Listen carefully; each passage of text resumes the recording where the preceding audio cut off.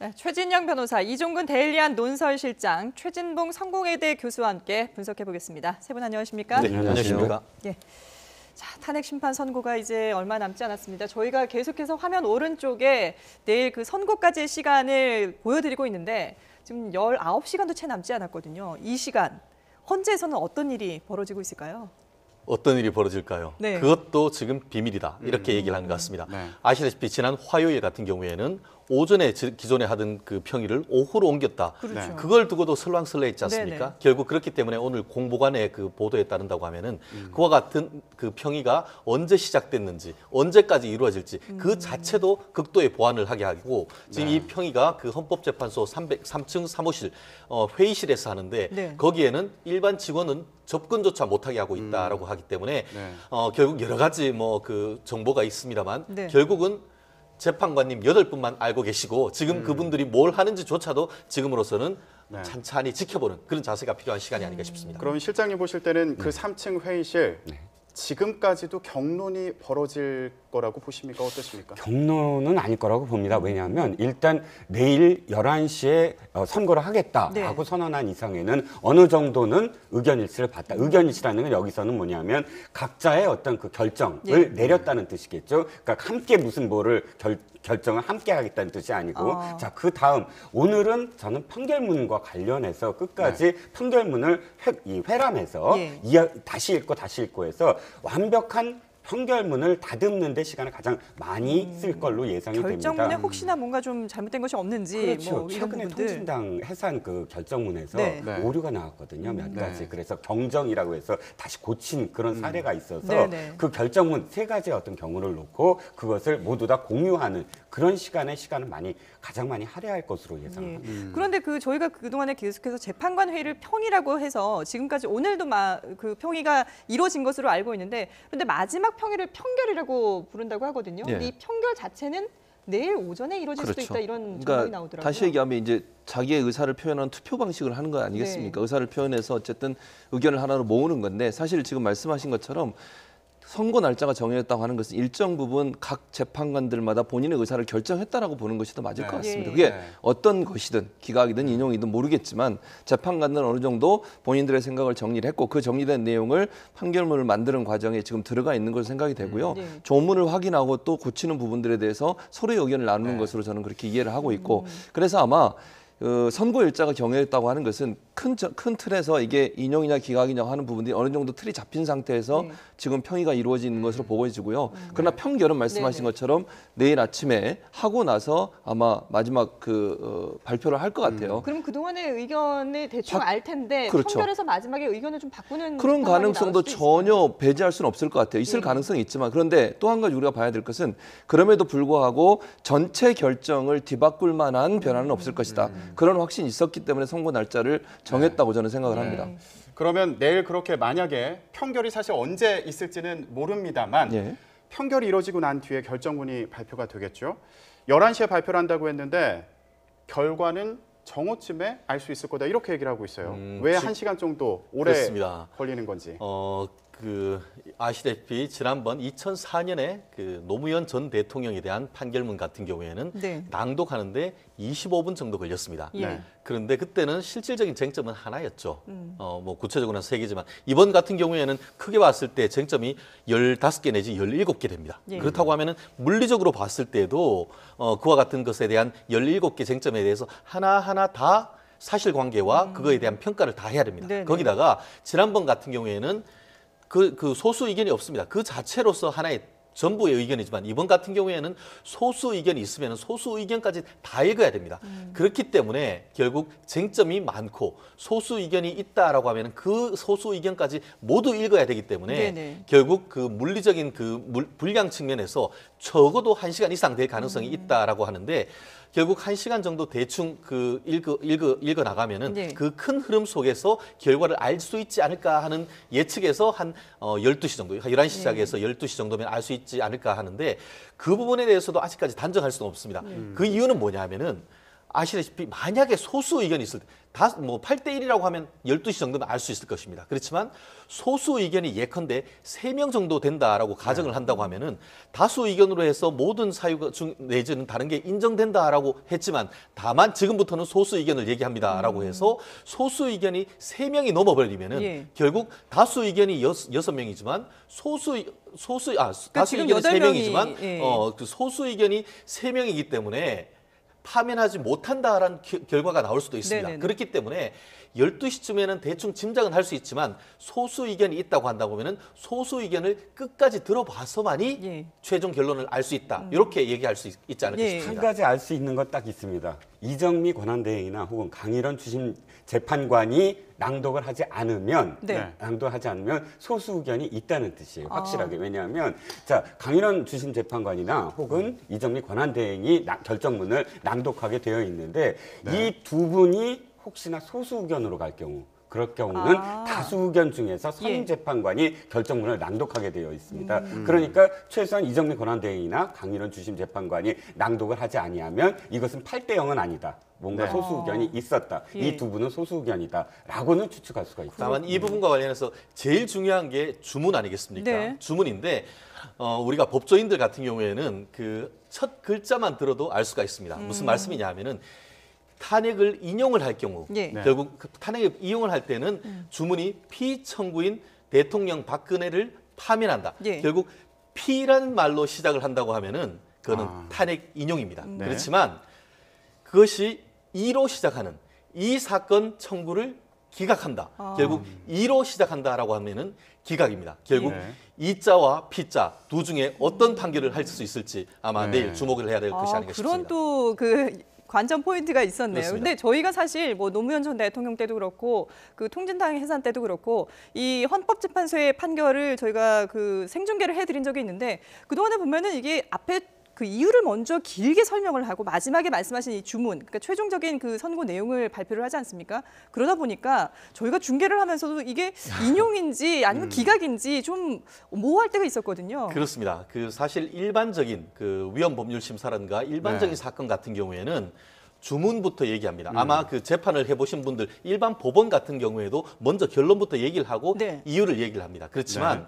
이번 사건처럼 그 특히 그 탄핵 같은 경우에는 그 탄핵에 대한 주문을 선고하는 즉시 효력이 발생한다라고 예. 얘기를 합니다. 그렇다고 네. 하면 생각을 해보십시오. 제일 먼저 결론을 얘기해버리면은 이유할 것도 없이 그 자체로서 파면이 되거나 아니면 그대로 그 박근혜 대통령이 그 자리로 복귀를 합니다. 네. 그렇기 때문에 판결 선고의 효력이란 측면에 비춰봤을 때도 먼저 이유를 차근차근 설명한 다음에 최종적으로 판결을 선고하는 순간 효력을 발생하게 하는 그런 효력 발생이라는 측면에서 봤을 때는 네. 논리적 구조상 최종적으로 선고할 수밖에 없고 그리고 또 말씀드렸듯이 그 처음부터 얘기를 한다고 하면은 결국 혼란을 어떤 네. 그 소동이라든가 네네. 이것들이 발생할 수 있는 그런 모든 것을 고려를 해봤을 때 이른바 두괄식이 아닌 네. 미괄식으로 네.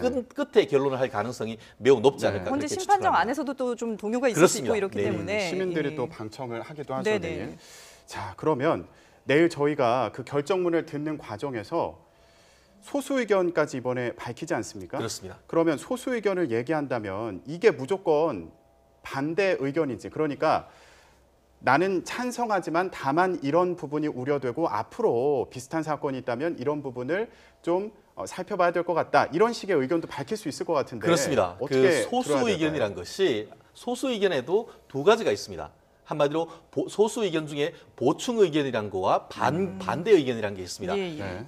소수 의견이 있다 하더라도 항상 기각되거나 각하되는 건 아닙니다. 무슨 네. 말씀이냐면은 다수 의견과 결론은 같이 하지만 하는 논리적 과정은 나는 다릅니다 하는 것이 이른바 보충 의견입니다. 그렇기 네. 때문에 다수 의견이 5명이고 소수 의견이 있지만 그중에 보충 의견이라고 한다고 하면은 그와 같은 다수 의견이 뭐 인용이라고 하면은 같은 것으로 인용이 되는 것이고 네네. 하기 때문에 소수 의견이 있다고 해서 결론이 완전히 달라지는 건 아닙니다. 하지만 다수 의견이 5명이라 하더라도 네. 소수 의견 중에 반대 의견이 3명이다라고 한다고 하면은 설령 다수 의견이 탄핵을 기각하거나 인용한다 하더라도 소수 의견으로 오히려 그 기각하거나 아니면은 인용해야 된다라고 하면은 오히려 3명에 의해 가지고 결과가 바뀌게 되는 것이죠. 네. 그렇기 때문에 네네. 말씀드렸듯이 만약에 소수 의견이 있다라고 한다고 하면은 소수 의견이 끝까지 들어봐야 이 판결의 결과를 알 수 있다는 것이 바로 그러한 취지인 겁니다. 예, 네. 정말 여러 가지 끝까지 이제 그 결정문을 다 들어봐야 된다는 얘기인데,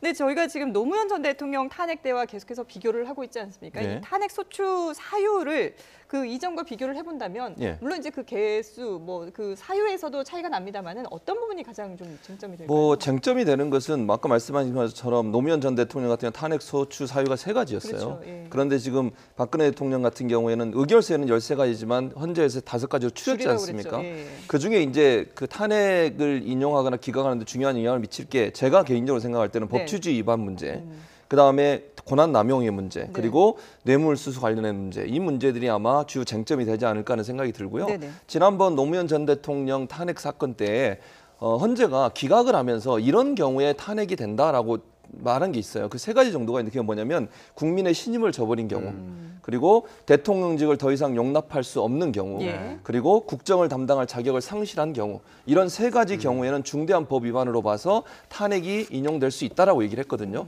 그래서 요 3가지 사항이 사실은 지금 박근혜 대통령이 소추 의결서에 포함되어 있는 5가지 중에 연관된 부분이 있거나 이럴 네네. 경우에는 탄핵이 인용될 가능성이 높다고 보고요. 네. 또 탄핵의 인용과 기각을 결정하는 데서 이 5가지 모든 사유가 다 법을 위반해야 되는 건 아니에요. 이 중에 하나만 예를 들어서 6명 이상이 위반했다고 판결이 나면 네. 그거 자체가 탄핵을 인용하는 요소가 될 수 있는 요소이기 때문에 5가지 다가 아니라 이 중에 하나라도 만약에 재판관들 6명이 다 동의를 해서 법을 위반했다라고 한 판결이 나게 되면 예. 그 자체가 결국은 인용으로 네. 갈 수 있죠. 그 법 위반을 판단한 이후에 또 중요한 한 단계가 바로 파면을 할 정도의 중대한 법 위반이냐 이 부분을 그렇죠. 봐야 되지 않겠습니까? 그렇습니다. 실장님 예. 보실 때 어떤 부분이 그런 쟁점이 되는 부분이 있을까요? 저는 이제 5가지도 다 추렸는데 사실 논란의 여지가 있는 부분들은 조금 후순위로 논다고 치면 예를 네. 들어서 뇌물죄 여부 같은 거는 아직도 법률적으로는 논란의 여부가 있지 않습니까? 예. 뭐 경제 공동체냐 이런 어떤 표현도 그렇고 또는 생명권 보호 의무 위반도 사실은 대통령의 성실한 문제 어디까지가 대통령의 직무 수행을 위한 성실성이냐 네네. 뭐 이런 어떤 계량화될 수 없는 문제가 좀 있고요. 언론 자유 침해 부분도 사실 좀 애매한 부분이 있습니다. 조양교 당시에 세계일보 사장이 파면됐을 때 그 파면된 거 해직을 갖고서 그것이 이제 세계일보 상 내에서의 문제냐 아니면 이것이 청와대 압력이냐를 놓고도 논란의 여지가 아직도 있고 네. 그렇다면 저는 가장 좀 이 눈에 들어오는 것이 국민 주권주의가 아니겠느냐. 국민들이 지금 느끼는 것, 뭐 네. 예를 들어서 촛불 집회에서 나오는 어떤 구호 중에 이게 나라냐라는 구호가 사실 제일 먼저 터져 나왔습니다.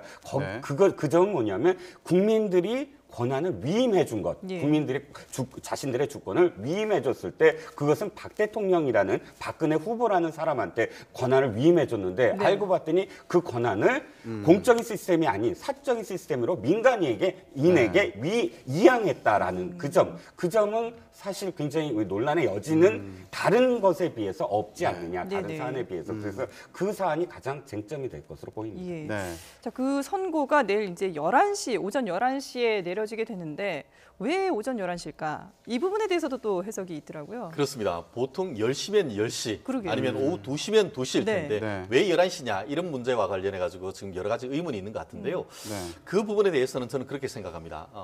일반적으로라고 한다고 하면은 사실 지난번 통진당 같은 경우에 오후 2시를 했는 것으로 알고 있습니다. 예. 그러면 오전에 그 모여서 평의를 한 다음에 오후에 바로 그 선고를 하는 것 같은데 지금 오전으로 하면서 10시를 하면은 아마 평의를 할 시간이 조금 부족했다라는 그러니까 마지막 생각을 했을 판결을 할 가능성이 있는 시간이 것이죠. 없다. 그렇죠. 네. 평결을. 예. 그렇기 때문에 충분한 평결을 하고 선고를 한다라고 한다고 하면은 결국 절충설로 한 11시를 했을 것으로 좀 미루어 짐작할 수 있는 것 같은데 네. 그 깊은 뜻은 저희로서는 알기는 어렵겠습니다만 저희가 미루어 짐작할 때에 네. 아마 11시 정도는 네. 그와 같은 경로를 거친 것이 아닌가 싶습니다.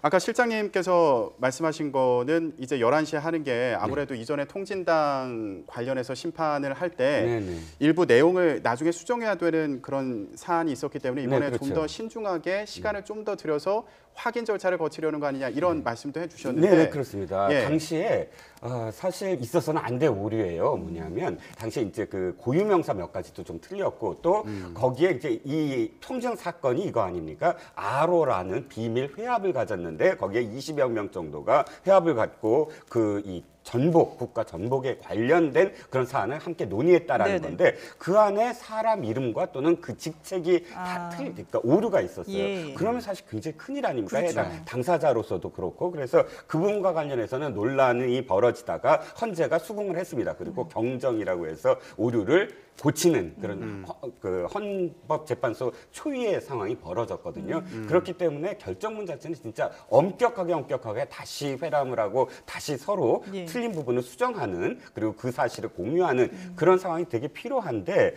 내일 11시라는 점은 사실 그것과 큰 어떤 연관성은 좀 없어 보여요. 저는 최진영 변호사님 의견에 동의합니다. 네. 2시로 하자니 사실 오전에 평결을 하고 2시라는 시간 동안 굉장히 시간이 좀 벌어져요. 그러면 지금 오늘도 비밀로 하고 또 2시간 반을 거치고 예. 이런 것들은 지금 여론의 동향에 굉장히 촉각을 곤두세우시고 그렇죠. 있는 것 네네. 같아요. 그래서 네. 그 시간이 벌어질수록 또 오해의 소지가 있다. 그러면 10시로 해야 되는데 시간을 조금만 오전이 예. 충분히 갖자. 평결 이후에 그런 상황들을 충분히 갖자는 그런 상황으로 보입니다. 예. 이미 판결문의 오류는 오늘 완벽하게 해내야 되지 않을까요? 내일 아침엔 평결을 해야 되니까. 네. 네. 네. 내일 아침에 평결을 과연 재판관들이 어떻게 내릴지 그만큼 이제 관심이 촉각이 이제 곤두세워져 있는데 그 성향을 저희가 그 재판관들의 성향이라든지 이런 예. 걸 보고 저희가 조금 예상을 해 보기도 하거든요. 예. 근데 물론 이게 단정적으로 이게 맞다라고 할 수는 없지만 어떻게 해석을 저는 해볼 수 있을까요? 그게 뭐 성향을 가지고 우리가 볼 수는 있겠지만 네네.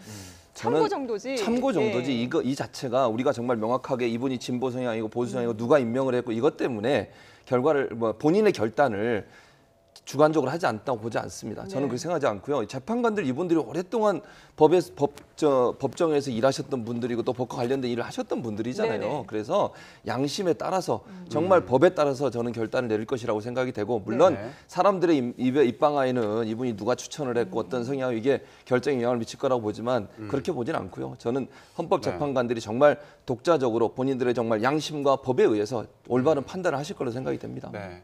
물론 다들 그렇게 이제 생각은 하고 있지만 여러 가지 분석이 나오다 보니까 그러게요. 일부에서는 과거에 맡았던 사건 그 결과를 바탕으로 이번 그 탄핵 심판에서도 어떤 결정을 내릴지 추론해 보기도 하거든요. 변호사님 어떻게 보세요? 그렇습니다. 이 부분과 관련해 가지고는 정말 우리가 8인의 현자, 9인의 현자라고 할 만큼 우리나라에서 정말 가장 정책적인 그 사법을 판단하는 분들이기 때문에 신뢰를 먼저 보낼 수밖에 없습니다. 네. 다만 그럼에도 불구하고 이 헌법재판소란 것이 다양한 이념을 가진 분들의 집합체 아닙니까? 네네. 입법부, 행정부, 사법부에서 각각 3명씩 모여서 구성된 분들이기 때문에 기본적인 그와 같은 이념은 상당 부분 그런 그 본인이 임명했던 추천했던 그 분들의 의견을 충분히 수렴하는 것도 사실입니다. 네네. 네. 그렇기 때문에 아마 이와 같은 분석들이 뉴스를 부터해서 계속 나오는 거 아니겠습니까? 예. 결국 원칙적으로는 어떤 그 사실관계 인정함에 있어 가지고는 이념적 스펙트럼에 따라 다를 가능성은 없다고 봅니다. 예. 실제로 8회 어떤 그 평의를 거치면서도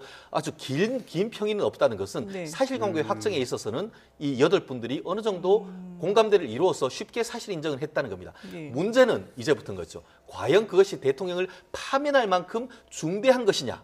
이 판결을 함에 있어 가지고는 각자가 살아왔던 그 세계관과 어떤 그 좌우의 어떤 그런 어떤 관점에 있어서의 영향이 전혀 없다고 보긴 어려울 것 같습니다. 예. 그렇기 때문에 이 부분에 있어서 그렇기 때문에 이 모든 그 언론들이 이 부분을 집중하고 있는 것 같은데요. 그럼에도 불구하고 말씀드렸듯이 지금 상당 부분 정치적 사건 같은 경우에는 네. 여론 측면을 많이 고려했다는 그런 점도 여러 가지 분석이 있기 때문에 네. 최종적으로는 여론과 법리 둘을 종합적으로 판단을 했는 결과가 나올 거다. 이렇게 저는 확신합니다. 예. 저희가 지금 이 대화를 이어가고 있는 와중에도 시간은 계속 흘러가서 지금 이제 탄핵 심판까지 18시간 이제 32분 정도 남았는데 과연 이 내일 결정이 어떻게 내려지느냐에 따라서 그 이후 상황이 완전히 달라지지 않습니까? 탄핵이 인용됐을 때 그리고 기각됐을 때 각각의 그 경우를 좀 한번 짚어볼까요? 자, 일단 인용됐을 때는 그야말로 블랙홀로 우린 빠져들게 될 겁니다. 오늘과 내일은 엄청나게 다를 거예요. 왜냐하면 자, 내일 이 결정이 되면 네. 어떻게 되냐면 각 정당들은 그 즉시 대선 체제로 돌입하게 됩니다. 네. 우리가 그냥 조기 대선이겠지라고 지금까지 추측한 거에서 내일은 각 정당별로 발표가 될 테고요. 물론 헌재와 별개로 각각의 어떤 정당 아까 그 대선 일정과 관련해서 브리핑이 있을 겁니다. 네네. 왜냐하면 지금부터 딱 60일이에요. 60일이라는 시간은 너무나 짧습니다. 만약에 헌재 그러니까 이런 탄핵의 결정이 없다면 지금은 각 정당들이 3월이니까 네. 어떤 후보가 나올 거다 하면서 3, 4, 5월은 각 전국 순회 경선 이런 일정이거든요. 그런데 그 모든 것들이 단 몇 주 만에 1, 2주 만에 다 끝내야 됩니다. 그다음부터는 대선으로 들어가야 되고요. 네네. 네. 그래서 각 당별로 지금 사실 아직 그 헌재 결정이 있어야 되지만 헌재 결정을 기다리면서도 준비한 대선 플랜들이 있거든요. 네. 그래서 각 정당별로는 아까도 말씀드렸지만 구체적인 대선 플랜이 나올 테고 각 경선 일정이 나올 테고 경선 일정 이후의 행보에 대해서도 내일부터는 아마 쏟아져 나올 겁니다. 네네. 네, 그러면 자 정당들도 바쁘게 움직이겠지만 예. 당사자인 대통령 그렇죠. 내일 어떻게 움직일까요? 뭐 일단은 뭐 받아들이실 거라고 저는 생각을 만약에 하고요. 인용이 만약 되면, 인용이 되면은 그 즉시로 이제 효력이 발휘가 되거든요. 발효가 네. 되거든요. 그래서 결국 대통령직을 잃게 되는 건데 네. 그렇다고 그날 바로 짐을 싸우고 나오실 거냐 이 부분은 조금 생각을 해볼 필요가 있어요. 왜냐하면 시설 관리 담당자 누구냐면 비서실장이에요. 한강호 예, 예. 비서실장. 아, 네. 경호실장과 비서실장이 청와대 전체 시설물을 관리하는 담당자거든요. 그래서 아마 짐을 정리하실 수 있도록 하루 이틀 정도의 시간을 더 드릴 가능성이 있다. 그리고 내일이 금요일이지 않습니까? 네네. 그래서 토요일, 일요일, 휴일 동안을 거쳐서 짐을 일정 부분 삼성동 사저로 옮길 가능성이 있다고 보고요. 또 다른 시나리오 하나는 그냥 먼저 몸만 나오실 가능성도 있어요. 박근혜 대통령이. 그래서 먼저 가시고 나머지 짐은 비서관들이 옮기는 그런 절차를 거칠 가능성도 있고요. 다만 이제 만약에 인용이 되면 5년간 공직 취임이 제한이 되고요. 사면이 불가하게 되고요. 각하되면 바로 복귀하게 됩니다. 업무로. 그래서 전혀 이제 그동안 있었던 만약에 기각이 되면은 예. 제가 볼 때는 황교안 권한대행이 청와대로 들어가서 그동안 본인이 했던 일들을 보고하실 거예요. 그리고 예. 대통령이 그 보고를 받고 왜냐하면 업무의 연장선상에 네. 어떤 있어야 되기 때문에 예. 대통령이 그동안 청와대 안가에 계셨지 않습니까? 그런 상황에 관저에 계셨기 때문에 황교안 권한대행으로부터 보고를 받고 즉시 업무로 복귀하시면서 아마 네. 중요한 사안인 안보 문제를 강조하면서 말씀을 하실 가능성이 예. 높다고 봅니다. 지금 인용 시와 기각 시에 대해서 다 정리를 해주셨는데 변호사님께 또 좀 더 구체적으로 여쭤볼게요. 만약에 기각이 된다면 지금 황교안 대통령 권한대행 체제거든요. 네, 그렇습니다. 기각되는 때는 물론 대통령이 직무에 복귀를 하겠죠. 그러면 인용이 되는 때도 그대로 그 체제가 유지가 되는 건가요? 그렇습니다. 말씀하신 대로 기각이 된다라고 하면은 이른바 말 그대로 비정상의 정상화가 되는 겁니다. 결국 12월 9일 이전 체제로 그냥 돌아가는 겁니다. 예. 대통령은 대통령이 되는 것이고 황교안 권한대행은 권한대행 꼬리를 떼고 총리로서 총리, 예. 역할을 되는 것이죠. 그렇기 때문에 국정이 원칙적으로 돌아가는 것이고 그 반면에 말씀하신 대로 인용에 대해서 파면이 된다라고 네. 하면 결국 대통령은 완전히 사라지고 황교안 총리가 권한 대행으로서 대통령이 없는 실질적인 대통령 권한 대행으로서 이 그 앞으로 있을 60일간의 이 대선을 관리해가면서 이 국정을 전반을 다 맡아야 되는 것 같은데요. 네. 결국 그렇게 됐을 때 지금 황교안 그 권한 대행 같은 경우에는 특히 여권에서는 상당히 그 대선의 유력 주자로서 꼽히고 있기 때문에 그와 같은 상황 속에서 본인의 거취에 대해서도 심각하게 고민을 하게 될 그런 상황이 되지 않을까 싶습니다. 예. 네. 그 어떻습니까? 탄핵이든 인용이든 간에 그 박근혜 대통령이 뭔가 입장을 표명할 가능성도 있지 않을까요? 네, 그렇습니다. 네. 저 취재를 좀 해봤는데 네네. 청와대 내에서 두 가지 기류가 있었던 것 같아요. 하나는 기각이든 인용이든 당일날 네. 결정 이전에 뭔가 입장을 표명하자라는 아, 예. 참모진의 의견이 있었던 것 네네. 같아요. 이전에 해야지만 조금 더 그 순수성을 이 받아들일 수가 있는데 지금은 아니다. 이후에 하자. 네. 기각이든 결정이든 인용이든 간에 그 선거 전에 한다는 거는 탄핵 결정에 어떤 결과가 나오더라도 승복하겠다라는 승복하겠다 그 이런 입장이 훨씬 예, 더 예. 강하겠죠. 네네. 근데 네. 그러니까 아까 말씀드렸듯이 그 입장은 좀 더 순수하게 국민들이 받아들일 수가 있지 네네. 않겠는가 하는 점에서 그 그 결정 이전을 좀 요구하는 그런 참모진들의 의견이 일부 있었고요. 네. 또 다른 참모진들은 아니 그것보다는 결정 이후에 하자. 결정 이후에 인용이면 인용에 맞춰서 또는 기각이면 기각에 맞춰서 하자라는 뭐 양쪽의 어떤 좀 더 그런 이견이 있었는데 네. 지금은 후자 그러니까 결정 이후에 입장을 밝히자는 쪽으로 네. 그러니까 의견이 모아진 것으로 보입니다. 네. 예. 그러면 과거에 노무현 전 대통령 탄핵 심판 선고 이후에 예. 그 당시에는 대통령이 어떻게 그 뭐 예. 입장을 발표를 했었나요? 했죠. 그러니까 복귀하시기 전에 입장 발표를 했어요. 그래서 사과를 한 번 더 하셨어요. 이런 사태가 일어난 것에 대해서 본인이 어쨌든 사과하시고 예. 즉시 업무에 복귀하신다고 하는 어떤 신호탄적인 어떤 모멘텀을 가지셨죠. 예. 그래서 즉각 본인이 어떤 마음을 갖고 있는지도 앞으로 어떤 국정을 운영할 것인지에 대해서 의견을 밝히는 기자회견 비슷한 그런 발표문이 있었어요. 그래서 예. 아마 박근혜 대통령도 뭐 두 가지 그 시나리오가 가능한 것 같아요. 기각이 될 거냐 인용이 될 거냐 두 가지로 볼 수 있는데 기각이 된다고 하면 당연히 저는 담화문 형식의 의견을 발표하실 것 같아요. 그리고 네. 본인이 앞으로 어떻게 남은 기간 동안 국정을 운영하실지에 대해서도 밝힐 것 같고요. 근데 네네. 이제 문제는 만약에 인용이 될 경우에요. 그건 두 가지가 가능한데 하나는 본인 의사를 밝히면서 승복하겠다는 말을 하실 건지 네. 아니면 그냥 본인은 아무 발표를 안 하시고 청와대 발로 뭐 공식적인 입장을 발표할지 그건 둘 중에 하나가 될 가능성이 있다고 보고요. 예. 그러니까 기각의 경우는 100% 저는 박근혜 대통령께서 입장을 발표하실 것 같고 직접 예. 인용이 될 경우는 둘 중에 하나의 선택. 직접 안 하시고 참모진이 하든지 아니면 아예 발표를 안 하시든 둘 중에 하나가 되지 않을까 하는 생각이 듭니다. 예. 네. 저희가 뭐 탄핵이 인용됐을 경우, 기각됐을 경우 다양하게 짚어보고 있는데 네. 그 어느 쪽에 됐든 간에 사실 다른 반대편에서는 인정할 수 없다. 이런 아쉬움이 남을 수밖에 없는 입장 아니겠습니까? 지금 현 상태가요.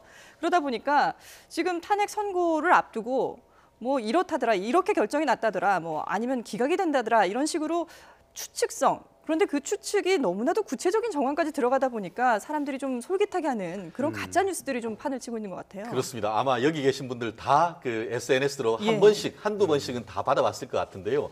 뭐 6대 1이더라, 뭐 5대 3이더라, 네네. 근거가 뭐 이렇게 이런 저런 얘기가 있는 것 같은데요. 예. 결국 모두 다 가짜 뉴스라고밖에 볼 수가 없는 것이죠. 네. 아시다시피 누가 알겠습니까? 헌법재판관님 8분 이외에는 이것을 아는 사람은 없다라고 보는 것이 맞겠죠. 예. 그냥 아까 얘기했듯이 본인들의 어떤 평소의 취향이나 어떤 성향이나 이런 거에 미루어 붙여서 이렇게 네. 얘기를 하고 있지만 그것에 휘둘릴 필요는 전혀 없다라고 말씀드릴 수밖에 없는 것 같은데요. 심지어 그 변론에서 그 재판관들의 질문 횟수라든지 시간 가지고도 또 이런 추측들을 그렇습니다. 하더라고요. 결국 그 재판에 적극적으로 임했느냐 예. 아니면 그것을 관망하고 있었느냐 하는 그런 것을 가지고 미루어 짐작하는데 네. 아시다시피 강일원 재판관님 같은 경우에는 주심이기 때문에 네. 당연히 적극적으로 얘기를 할 수밖에 없는 것이고 사실 다른 분들 같은 경우에는 이 주심이 계속 묻는데 끼어들거나 하면은 전체적인 어떤 그런 흐름이 깨질 수 있기 때문에 네네. 조심스러운 네. 본인의 개인의 재판의 성향인 것이지 그것을 근거로 해서 결론을 미뤄 짐작한다는 것은 한마디로 침소봉대라고 보는 것이 맞지 않을까 싶습니다. 네. 예. 자, 탄핵 심판 선고까지 이제 18시간 정도 남았습니다. 사실 아직 결론이 났는지 안 났는지도 모르는 상황 아닙니까? 그렇죠. 이럴 때일수록 사실 좀 더 침착하게 기다려야 되는 거 아니냐 이런 얘기들 많이 나오는데 네, 그렇습니다. 예, 어떤 지금 뭐 생각이신지요? 정치권이 앞장서서 사실은 불복을 지금 이 선동을 했다라는 오명은 아마도 이 내일 결정 이후에도 끝까지 남을 것 같아요. 네. 그러니까 오늘 이 시간 현재까지 예를 들어서 아까 우상호 더불어민주당 원내대표가 대통령에게 요구를 했잖아요. 오늘까지 승복 여부를 알려달라. 그런데 거꾸로 대선에 나오는 그런 대선 주자들도 사실은 정확하게 국민들을도 승복해야 한다라는 표현을 쓰지 않고 있어요. 문재인 전 대표나 혹은 또 이재명 시장이나 모든 더불어민주당의 거의 대부분의 어떤 대권 주자들의 표현을 보면 정치인들은 승복해야 한다 이렇게 예. 표현을 합니다. 그런데 네. 정치인들은 승복해야 한다가 아니라 더 정확하게는 국민들도 승복해야 한다라고 표현을 해야 되거든요. 예. 국민들이 만약 승복을 안 할 경우 자신이 나서서 설득을 해야 되는 것이죠. 정치인들은. 네. 그런데 그렇지 않고 계속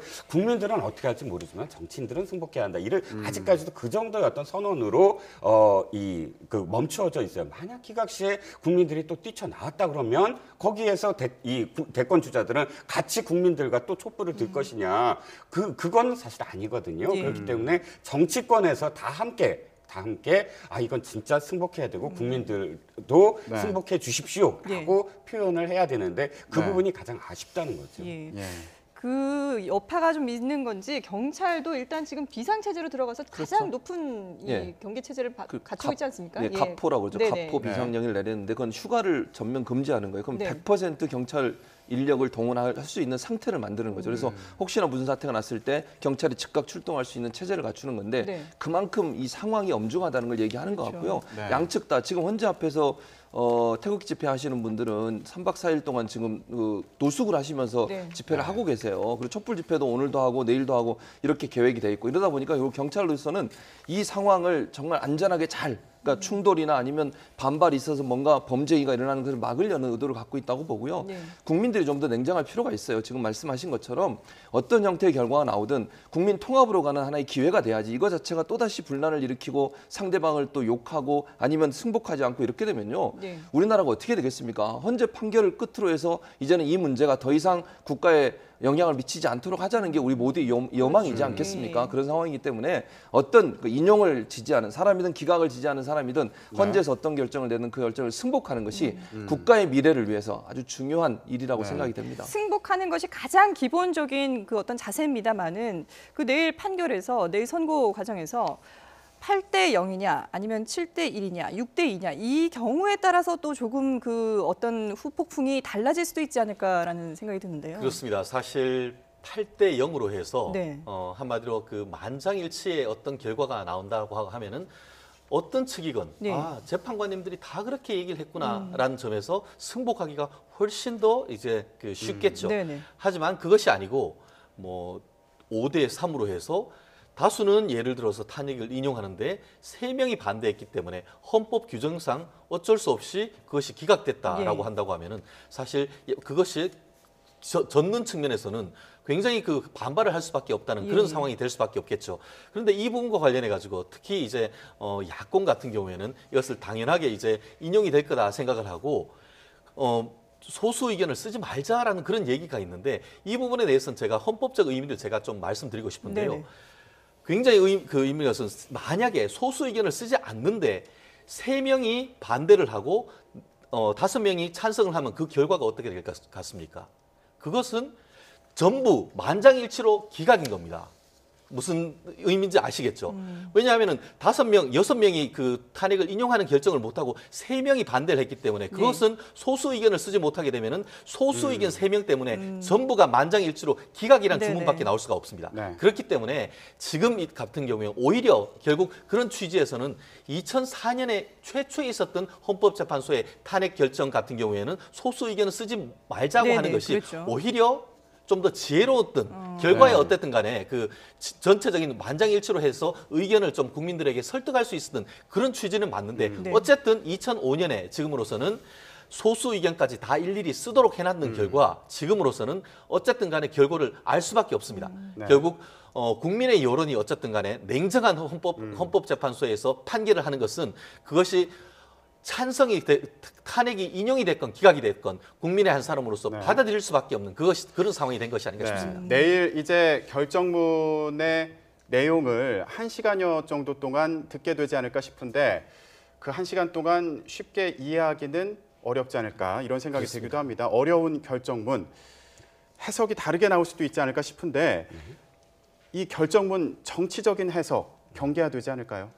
그렇죠. 지금 말씀하신 어떤 의미가 예를 들어서 6대2가 나오더라도 6대2가 만약에 나온다고 하면 그 이에 대해서 정치적인 또 해석을 해서 이것이 거의 뭐 불복의 어떤 빌미가 된다든지 네. 그런 이 상황도 사실 지금 예측해 볼 수가 있어요. 지금 네네. 불복의 어떤 그 상황을 보면. 그래서 일부에서는 아까 가짜뉴스 얘기가 나오지만 네네. 8대 0으로 하기 위해서 진통이 있다. 뭐 이런 식의 가짜뉴스도 나옵니다. 그런데 저는 또 이렇게 생각을 해요. 우리가 야만의 시대로 돌아갈 것이냐 아니면 이성의 시대로 나아갈 것이냐의 그 기로입니다. 저는 6대 2가 됐든 8대 2, 그러니까 7대 1이 됐든 간에 소수 의견이 있다는 건 굉장히 건강한 사회 아니겠습니까? 민주주의라는 거죠. 그렇죠. 예. 그만큼 살아있다는 거죠. 우리는 지금 이것은 뭐 다른 것도 아니고 대통령의 파면이라는 진짜 엄중한 그런 그 사안을 다루는데 그 중대성만큼 여러 가지 이견이 있을 수 있다는 거죠. 네. 그 이견을 존중하고 받아들이는 것이 7대 1이다, 6대 2다, 이런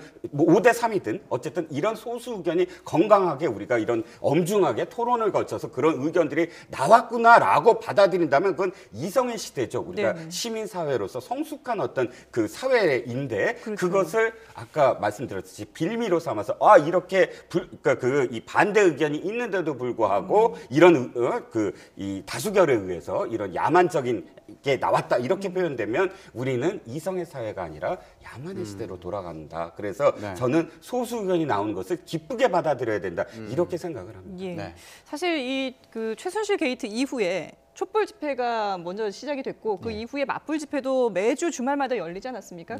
그런데도 불구하고 큰 불상사 없이 지금까지 이어져 온 것에 대해서 세계도 놀라고 있는데 그런 성숙한 시민 의식을 아마 이 끝까지 좀 이어나갈 필요가 있지 않을까 싶어요. 그럼요. 당연히 당연한 말씀이시고요. 소수 의견을 빌미로 해서 어떤 형태로든 불복을 하거나 아니면 반대를 해서 또 다른 혼란을 야기시키려고 하면 안 되는 겁니다. 네네. 그게 네. 어느 측이든 양측 다 제가 말씀을 드리는 거예요. 네. 그래서 촛불 집회든 맞불 집회든 헌재가 어떤 결정은 그 결정 자체가 사실은 존중받아야 돼요. 그렇죠. 지금 말씀하신 것처럼 의견이 다른다 하더라도 그 다양한 의견 속에서 합의를 이뤄서 하나를 만들어냈지 않습니까? 네네. 그건 국민들이 모두 다 받아들여야 하는 하나의 결정문이기 때문에 그 결정 자체에 대해서는 받아들이고 승복하고 본인의 의사가 있더라도 자유롭게 표현할 수 있지만 그것이 어떤 대결 양상으로 가거나 정치적인 이유로 사용되는 것 자체는 상당히 위험한 사회가 될 수 있고요. 우리 사회가 또다시 혼란으로 빠져서 더 이상 회복될 수 없는 그런 엄청난 위기에 빠질 가능성이 있어요. 그래서 국민들은 그 부분을 좀 정확히 인식하셔서 네. 승복하는 자세를 보여야 된다고 생각이 됩니다. 네. 예. 그러면 이제 뭐 결과에 따라서 다르겠지만 만약에 인용이 된다면 차기 대선을 치러야 되지 않습니까? 그렇죠. 그 시기 60일 안에 치러야 되는데 네. 지금 어떤 분석이 나오고 있죠? 뭐 지금 5월 9일이 가장 유력하게 나오고 있어요. 왜냐하면 60일을 꽉 채워서 왜냐하면 지금 시간이 부족하지 않습니까? 네. 60일도 사실은 대선을 치르는 데는 상당히 부족한 시간이에요. 그리고 60일 안에 치러야 되는데 그 전주가 되면 연휴가 많지 않습니까? 3일도 턱탄신일이고 5일이 어린이날이다 보니까 낀 날들은 대체적으로 사람들이 여행을 가거나 이래서 투표에 참여 안 할 가능성이 있어요. 예, 예. 그래서 가장 유력하게 대선일로 꼽히는 날은 9일입니다. 네. 9일이 왜냐하면 월요일 아니고 화요일이잖아요. 그리고 60일이 꽉 채워진 날이에요. 그런 여러 가지 상황을 봤을 때는 충분히 선거 준비를 할 수 있는 60일의 기간을 채우면서 휴일과 연관성이 없는 9일을 택해서 대선을 치를 가능성이 있다고 볼 수 있겠습니다. 예. 앞서서 이종근 실장님께서는 그 청와대에서 이 선고 이후에 대통령이 뭔가 결정을 그 결과를 네. 담화를 발표할 것이다라고 전망을 해주셨는데 이런 얘기도 나오긴 했거든요. 한번 들어보고 얘기를 나누겠습니다.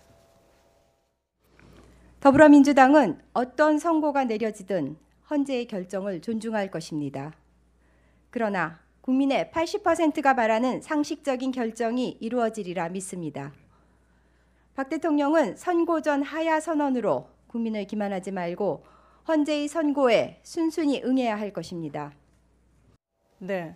선고까지 지금 18시간 14분 정도 남아있는 상황에서 네네. 이 선고 전 하야 카드가 살아있을까요? 지금은 없다고 봐야 되겠죠. 사실 그건 청와대 일각에서도 자진 하야에 대한 시나리오를 썼던 걸로 지금 보여져요. 네. 범위 여건이라고 네네. 좀 표현하고 싶은데 그거는 여러 가지 의미가 있었겠죠. 그런데 그건 시기적으로 지금은 안 맞아요. 그러니까 그게 나오게 된 시점이 최종 변론 기일 직전이거든요. 네. 그러니까 최종 변론 기일을 인정하느냐 안 하느냐라는 논란도 있었고 여러 가지 논란 속에서 하야에 대한 어떤 가능성을 열어놨거든요. 네. 그런데 최종 변론 기일 날 그것이 저는 없어진 걸로 봐요. 왜냐하면 최종 변론 기일을 받아들였거든요. 네. 대통령 직접 받아들였어요. 왜냐하면 서면으로 자기 입장을 밝혔거든요. 그렇죠. 그건 그 다음에 모든 헌재의 일정을 받아들이겠다라는 뜻으로 해석이 가능하고요. 네네. 또 대통령 대리인단도 각자 대리라고 해서 각자 정말 이 입장들이 달랐다가 그날은 물론 릴레이 변론이긴 하지만 네. 5시간이 걸렸지만 전부 다 변론을 했어요. 네. 변론을 하는 행위는 최종 변론 기일을 받아들이겠다는 어쨌든 얘기예요. 절차를 따랐다는 절차를 거잖아요. 따랐다는 예. 얘기죠. 그 행위는 뭐냐면 자진 하야에 대한 카드를 버렸다는 것으로 그때 해석을 할 수밖에 네. 없어요. 왜? 네.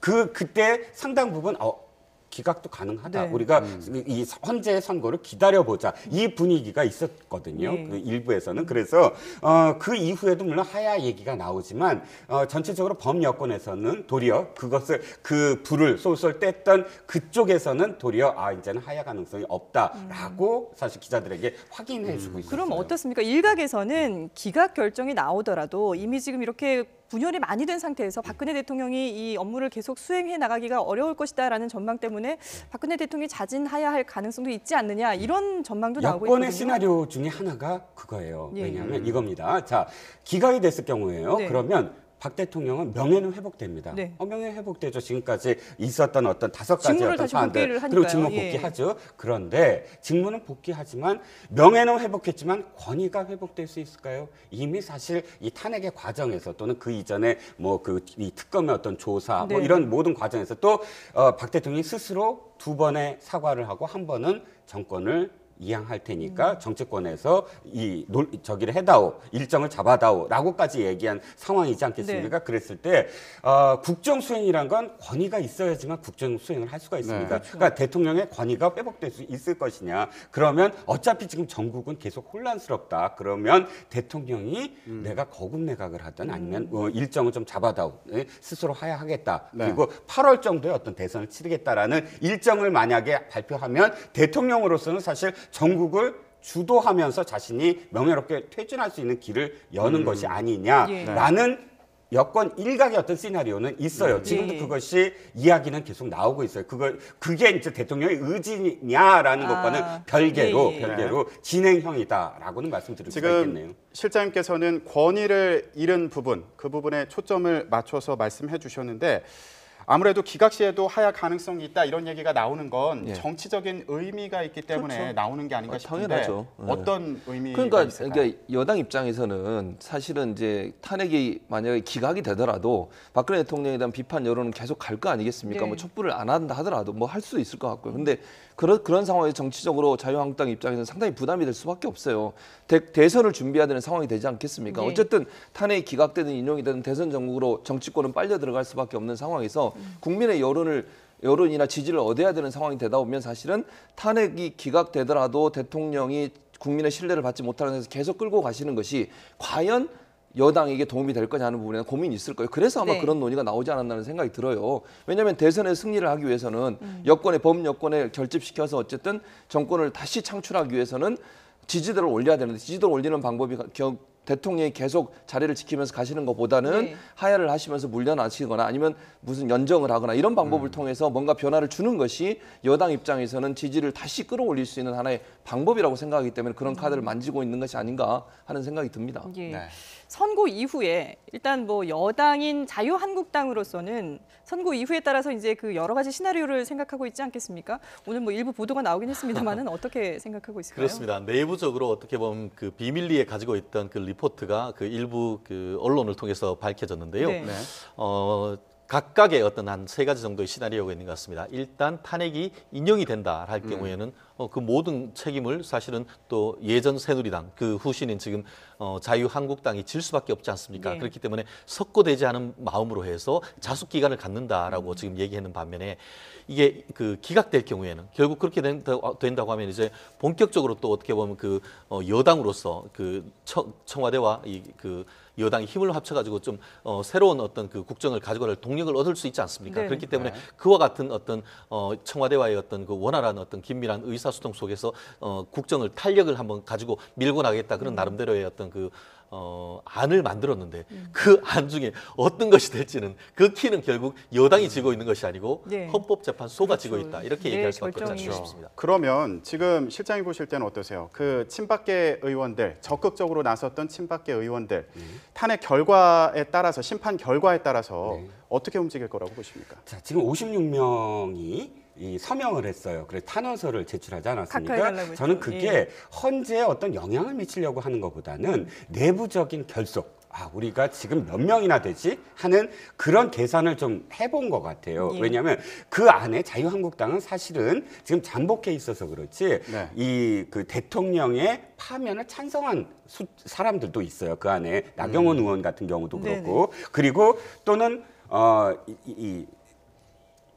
저기 누구죠? 그 윤상현 저- 의원 아니요. 말씀하시는 저 비례대표. 아니요. 그 예. 이 유엔 사무총장 반기문 죄송합니다. 사무총장이요? 반기문 예, 총장이 예. 갑자기 안 떠오르네. 네네. 반기문 총장이 만약에 그 당을 세웠을 경우 함께 탈당 합류하려고 네네. 했던 의원들도 있었거든요. 그렇죠. 그러니까 지금 만약에 인용이 됐을 경우는 자유한국당의 임명진 비대위원장이 중심이 돼서 또 다른 어떤 그런 쇄신 안을 드라이브를 걸 거예요. 네네. 그렇다면 그 친박계 의원들이 어떻게 할 것이냐, 우리가 그 속에서 어떤 그 룸이 있느냐, 어떤 것을 할 수 있을 것이냐라는 예. 그것을 하기 위한 내부 결속. 그러니까 56명이라는 숫자를 한번 확인해 보고 싶어서 우리는 거예요. 같은 뜻이다, 한 뜻이다라는 걸 다시 그렇죠. 한번 더 그런 보여주는 세를 한번 과시하고 예, 예. 지도부에도 그런 세를 한번 보여주는 그런 효과가 있었지 않나 싶습니다. 예, 알겠습니다. 자, 뭐 정치권도 촉각을 곤두세우고 있고 전 국민이 지금 헌재에 눈을 모으고 있습니다. 내일 선고까지 18시간 조금 넘게 남아있는 상황입니다. 과연 어떤 결과가 나올지 차분하게 지켜보는 그런 지혜가 필요하지 않을까 싶습니다. 지금까지 최진영 변호사, 이종근 데일리안 논설실장, 최진봉 성공회대 교수와 함께했습니다. 세 분 고맙습니다. 네, 감사합니다.